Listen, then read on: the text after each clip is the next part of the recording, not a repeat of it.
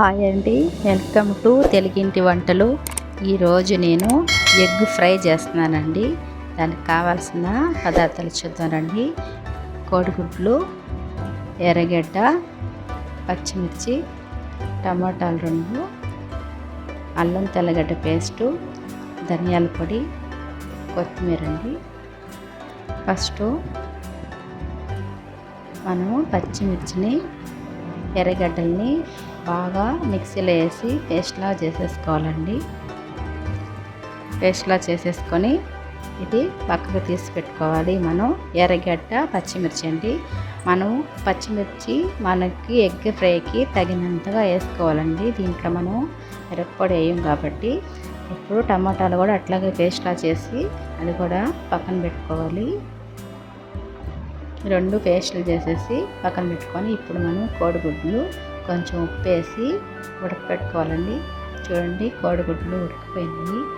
కోడిగుడ్లు ఉడికిపోయాక మనం పక్కన తీసి పెట్టేసి ఇంకా అవి నీట్గా మనం చేసుకొని ఇలాగా స్టవ్ మీద బాండ్లో పెట్టుకొని ఆయిల్ పోసుకొని తగినంత మనం కోడిగుడ్లు ఉడకబెట్టి ఇది తీసేస్తాం కదండి. దాంట్లోని మనం సగం సగంగా చేసేసి ఫస్ట్ మన కోడిగుడ్లు వేసి కొంచెం లైట్గా వేయించుకోవాలండి.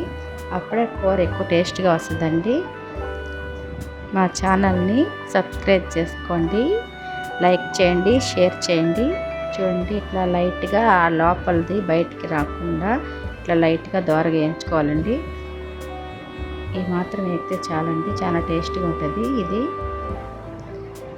ఇట్లా వేగిపోయాక ఇప్పుడు మనం అల్లం, ఉల్లిపాయ, పచ్చిమిర్చి మనం తీసి పెట్టుకున్నాం కదండి మిక్సీకి వేసి, అది అల్లం తెల్లగడ్డ పేస్టు 3 వేసి దోరగా వేయించుకోవాలండి. లైట్గా మాడిపోకూడదు. నీట్గా వేగిపోయాక ఇట్లా బాగా లైట్గా దోరగా వేయించేసుకొని చాలా టేస్ట్గా ఉంటుందండి ఈ కర్రీ. తర్వాత టమాటా పేస్ట్ కూడా వేసేసి మనం ఇది కూడా దోరగా లైట్గా బాగా వేయించేసుకొని స్టవ్ సిమ్లో పెట్టుకొని బాగా లైట్గా వేయించుకోవాలండి. ఇప్పుడు మనం ఉప్పు, పసుపు, రుచికి తగ్గట్టు ఉప్పు వేసుకొని తర్వాత కొంచెం పసుపు వేసుకొని అది కూడా బాగా వేయించుకోవాలండి. కొంచెం సేపు మూత పెట్టుకుంటే బాగా మగ్గిపోద్ది. చూడండి, గ్రేవీ అంతా ఇట్లా బాగా మగ్గిపోయింది. రెడీ అయిపోయిందండి మనకి ఎగ్ ఫ్రై. ఈ గ్రేవీ రెడీ అయిపోతే ఇంక మనకి రెడీ అయినట్టే. ఇప్పుడు మనము ఈ గుడ్లను వేసేసి బాగా మసాలా దానికి పట్టేటట్టుగా తిప్పుకోవడమే. చూడండి, టేస్టీ ఎగ్ ఫ్రై అయితే రెడీ అయిపోయింది.